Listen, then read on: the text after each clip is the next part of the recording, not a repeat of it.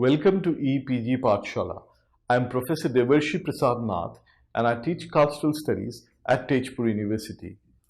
Today we are going to look at the third module of the paper Comparative Literature and Culture, which I have coordinated.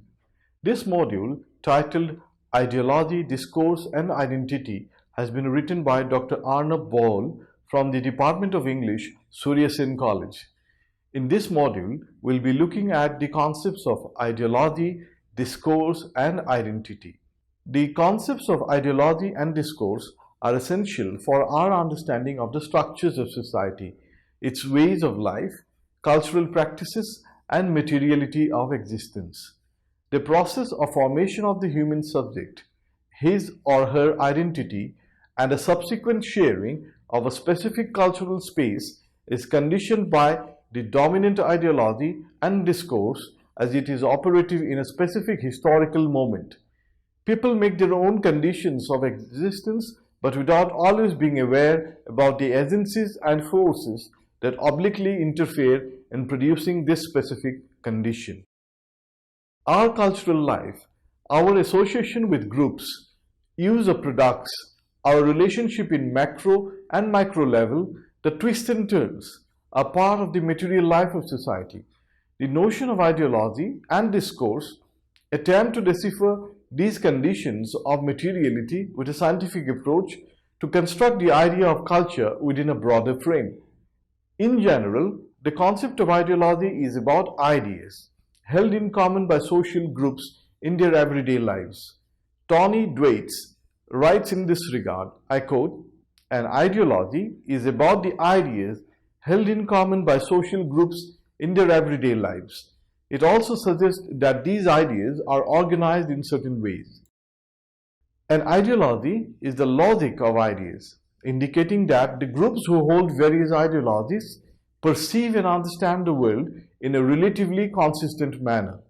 It can be described as a common set of collective values and beliefs of a class or a social group.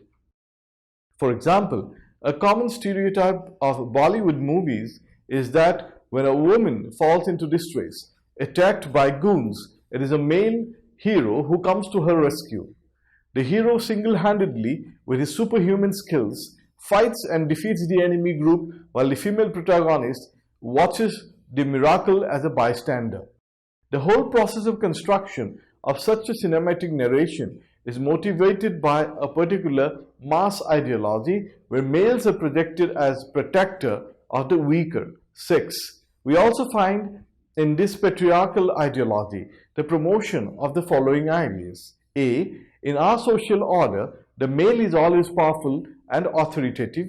B. The female should depend on the male for life, as the latter is a protector. And C. Physical toughness is an essential requirement of masculinity and of manhood. Such film narrative tries to promote that an ideal male is really like this, and it is natural for females to crave his protection. A patriarchal ideology, when circulated in a society, will orient men and women in such a way that one group, that is, in this case, the females, is placed in a dependent relation to the other, that is the male. Cinema as a popular cultural text can be read to understand the patterns of ideology operative in a society.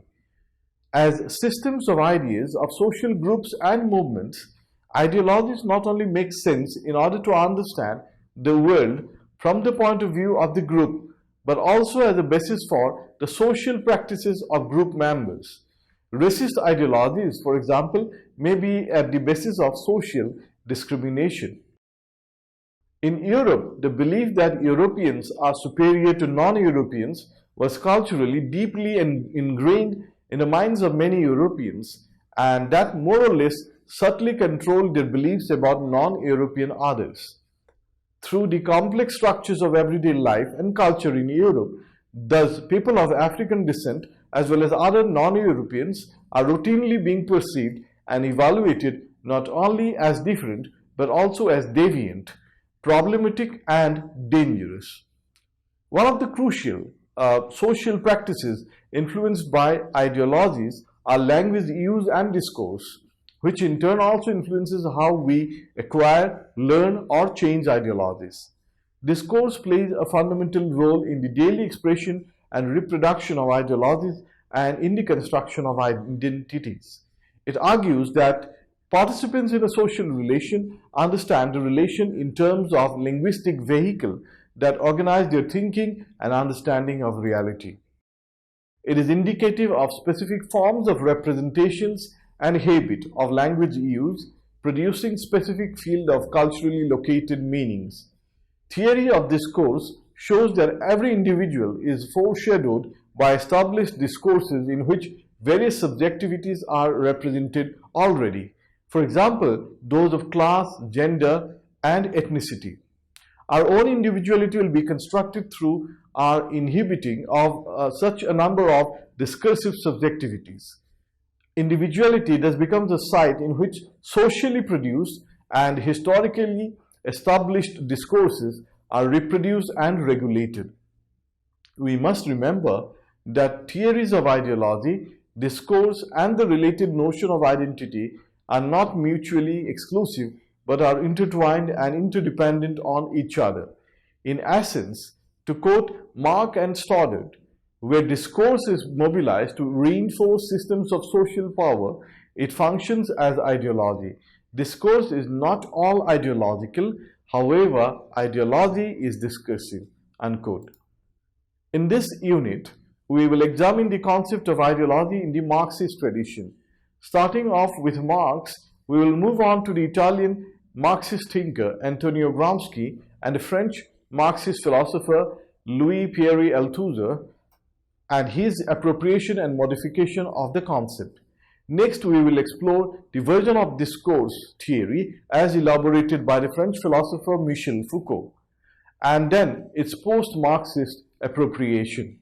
The issue of identity as a single unit and at the same time as a part of a social class or group gets negotiated in our discussion on discourse and ideology with the productions of different moments of rupture. Theorizing ideology, Marxist notion of ideology.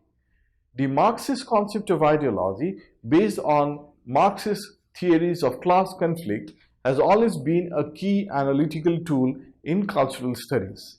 Here, it is described as the process through which the dominant ideas within a given society reflect the interest of a ruling economic class. According to Marx, the system of ideas of the ruling class would be the ideology of a given society. The production and distribution of ideas, which is the monopoly of the capitalist class and by which they dominate the thoughts of subordinate groups, ultimately serves to maintain the prevailing system of class inequalities where the ruling class gets the benefit at the cost of the subordinate class. The implication of this contention that the mode of production conditions the intellectual and social life processes is immense, as it shows that, to quote Marx, it is not the consciousness of man that determines their being, but on the contrary, their social being that determines their consciousness, unquote. The function of ideology would be the continual reproduction of the means of production and thereby to ensure the continuous dominance of the ruling class. Marx suggests that ideology is like false consciousness in that it hides from us our real condition of existence. For example, the suppression of the fact that the products we purchase from the market are in fact the result of the exploitation of labor. To take another example from the field of the culture of mass media, average teleserials with the production of the lives and conflicts of rich households, symbolic presentation of affluent life and living, resolution of depthless conflicts as generated in the story, divert our attention from the real world of inequalities, struggle for survival, and the actual tension of living produced by globalization and capitalism. The subordinate class suffers from a false notion of their individual and social position framed in terms of the prevailing ideology of the ruling class and suffers from a sense of alienation. Ideology thus tampers with the law of nature to to artificially create a split between the ruling class and the subordinate class. A classical Marxist approach to the study of culture will demand interpretation of practices, text, rituals, use of goods by acknowledging their placement into a specific historical position and analyzing of historical condition that produces them. In the process of production of goods in a capitalist society, we notice a value transformation which is directly linked with the identity of the subordinate class. In society, the use value of the object produced by human labor is replaced by exchange value. The use value of a cup of tea may be realized when I drink it. By contrast, exchange value refers to the social labor that is required to produce the same object, that is tea, for a capitalist economy, and the object can then be exchanged for another commodity. This movement from the use value to the exchange value of the good takes no account of the human labor. In our example, the tea workers and the toil that goes into the making of the product. Marx holds that commodities that are exchanged in the capitalist economy acquire and are invested with an illusory and magical power which he calls fetish, and are then resituated into the economy of exchange. The identity of the laborer as the producer of the good is lost in the process, masterminded by capitalist ideology. Marx believed that people can overcome the ideology of capitalism by acting towards changing the mode of production and the related economic structure. The Marxian notion of ideology has been critiqued and expanded to adapt to the changes in our societies. We now have categories of ethnicity, gender, and race as new sites of power equations in societies and new formulations of the role of ideology in relation to them. But in the process of re-theorizing Marx's notion of ideology, we can refer to the crucial interventions made by people like Antonio Gramsci and Louis Althusser. Louis Althusser, the French Marxist thinker, argues that it is through the functioning of ideological state apparatuses like religion, the legal system, family, law, etc., that a regime through consent can be reproduced. Ideology, the Gramsci and Althusserian interventions. Along with economic conditions, these apparatuses are equally important in creating a willing workforce.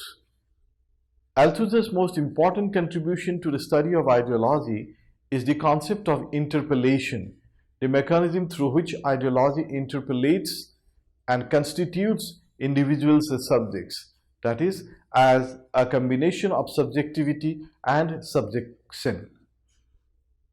In this context, I'd like to quote Judith Butler. The subordination of the subject takes place through language as the effect of the authoritative voice that hails the individual. A policeman hails a passerby on the street, and the passerby turns and recognizes himself as the one who is being hailed. In the exchange by which that recognition is proffered and accepted, interpellation, the discursive production of the social subject, takes place. Unquote. Like Althusser, the Italian political theorist Gramsci saw power located not only in the repressive institutions like the police and the army, but also in the bourgeois cultural industries such as the arts, the media, and education. His concept of hegemony becomes important here. Hegemony is a cultural and ideological means by which the ruling class maintains its dominance by securing the spontaneous consent of the subordinate groups, including the working class. In this regard, Gramsci distinguishes between coercive control, which is manifest through direct force, and control through consensus, when individuals willingly subscribe to values and norms of the dominant group. Gramsci's theory has direct bearing on cultural studies, as popular culture and mass media are the designated sites of the production of hegemony and its transformation. The concept of hegemony of Gramsci explains why working classes have not become revolutionary forces as predicted by Marx. In comparison to Marx's rather rigid definition of ideology, hegemony is a continuous process. The ruling class continuously works to maintain hegemony, and the working class, instead of engaging in revolution, will work through negotiation and resistance. The shifting concepts of ideology in its various articulations has important bearings in the field of cultural studies. Althusser's theory of ideology frees us from rigid base superstructure model of Marx to acknowledge that cultural forms are as active fields as economic structures in shaping identity and addressing social formulations. Taking the cue from Althusser, critics like Terry Eagleton and Frederick Simpson have argued for relative autonomy in cultural and literary domains and rejects the concept of aesthetic unity to appropriate the more implicit appeal of a text as it is conditioned by the ideological weight of its source materials. Similarly, the Gramscian idea of hegemony gives birth to new approaches to the study of culture and its variant forms like popular culture and youth subculture. It is no more possible to brush aside popular cultural forms as being superficial, but to recognize that their renewed potential is a reality. These sites can become alternative spaces for negotiation and resistance by groups who are placed in opposition to the dominant power bloc. Popular has therefore become the site of struggle between the dominant and subordinate cultures at a given historical period. Discourse study. Foucault's notion of discourse. The concept of discourse has a central role in the theory of Michel Foucault. In simple terms, discourses are large groups of statements, systems of thoughts, regulated by a set of rules which exist independent of a particular speaker. It structures the way we see reality. According to Foucault, I quote, "We can now understand the reason for the equivocal meaning of the term discourse, which I have used and abused in many different senses. In the most general and vaguest way, it denoted a group of verbal performances, and by discourse, then, I meant that which was produced, perhaps all that was produced, by the groups of signs. But I also meant a group of acts of formulation, a series of sentences or propositions. Lastly, and it is this meaning that was finally used, together with the first which served in a provisional capacity, discourse is constituted by a group of sequences of signs insofar as they are statements, that is, insofar as they can be assigned particular modalities of existence. The term discourse can be defined as the group of statements that belong to a single system of formation. Thus, I shall be able to speak of clinical discourse, economic discourse, the discourse of natural history, psychiatric discourse, unquote. We have two related terms in this regard, discursive practices and discursive formulations as analytical tools through which we can analyze the kind of statement associated with specific institutions and their construction of a specific idea of truth. Discursive formations are the products of discourses and their formation of objects, subject positions, and strategies. For example, Edward Said in his book Orientalism shows how the West discursively produced the notions of the Orient, politically, culturally, and ideologically, which ultimately justified the West's domination over the East in terms of notions of superiority. Relations of force and power is involved in each stage of this discursive formation. Our sense of the self, our subjectivity, is constructed through our engagement with a multitude of discourses. Discourse can only be conceptualized in relation to power structure and the disciplinary mechanism of that power. In Foucault's scheme of things, discourse and power play important roles. Particularly, power plays an important role as it fashions subjectivity and defines one's position in the social fabric. Here is a clear segregation of discourses from ideology. While orthodox Marxism limits the use of power to the installation of oppressive false consciousness, Foucault will consider any macro-theoretical description of power as hegemonic, which ultimately delimits the full range of the perspective. Knowledge and power are like two sides of the same coin. Hence, the coinage knowledge/power, and that power, which is embodied in the experience and practice of all human groups, can not only be repressive but also productive. Foucault's alternative notions of power has few unique features, like A. Power is something which circulates or something which functions in the form of a chain. B. Power is employed and exercised through a net-like organization and flows in multiple directions. And C. Individuals in Foucault's views are not the targets of power but also elements of its articulation. Power relations thus form an integral part of society, and there cannot be any society without power relations.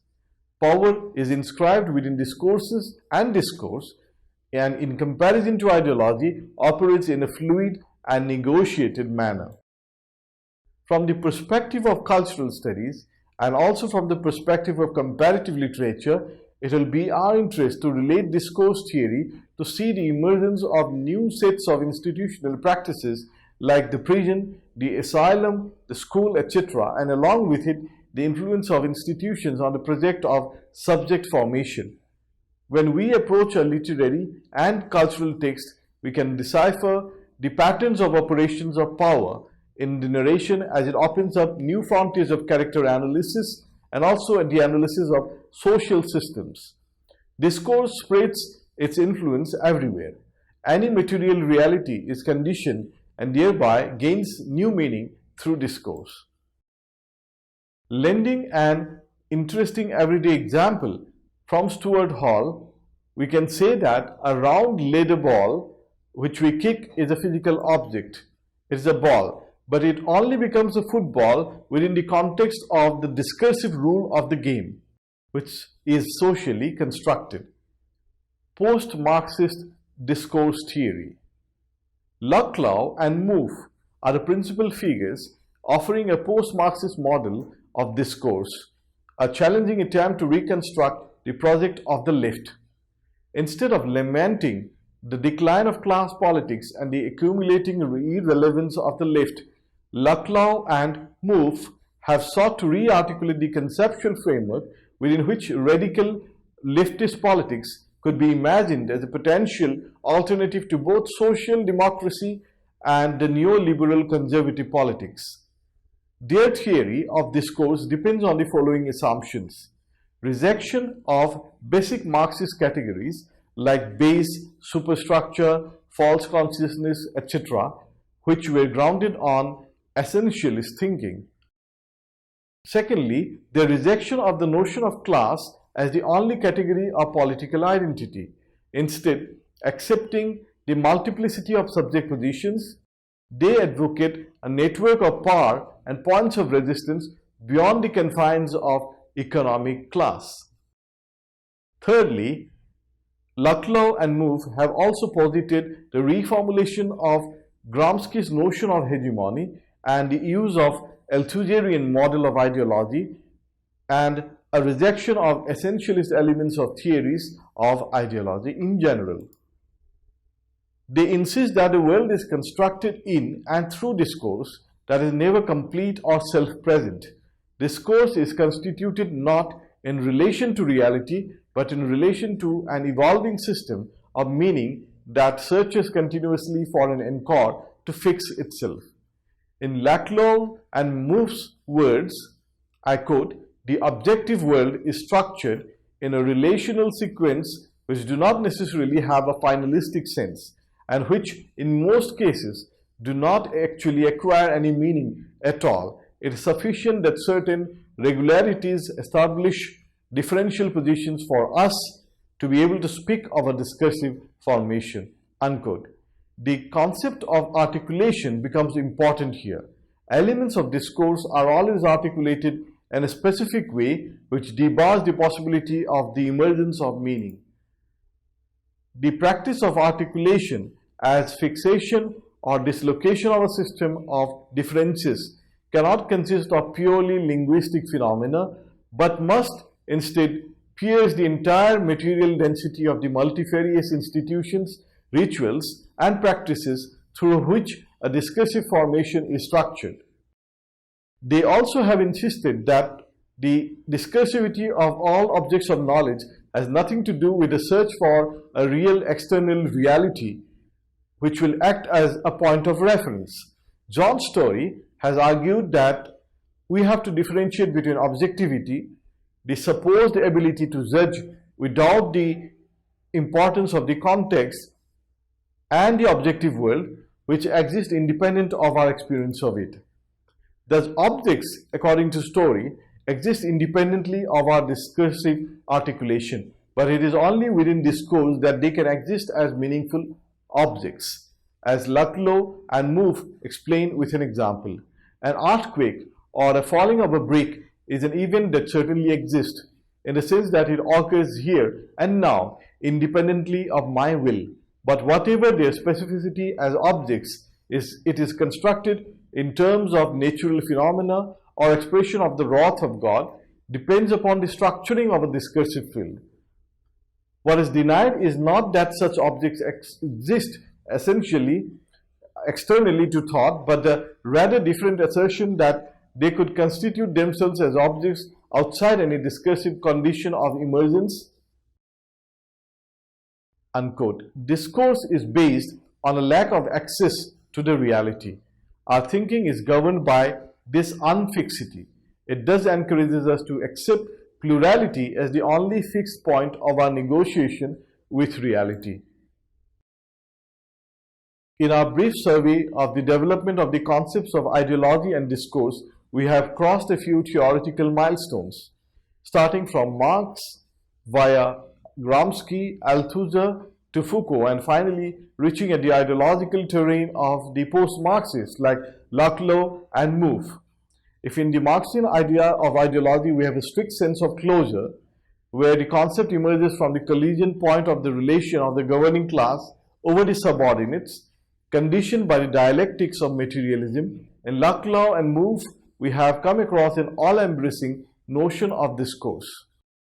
However, the changing scenario of global politics, social and cultural development, and a change from production-based economy to service-based economy led to the emergence of multiple trajectories of ideology and discourse analysis. Conclusion. The various notions of ideology and discourse theories present a view of culture which is not stable and homogeneous, but creative.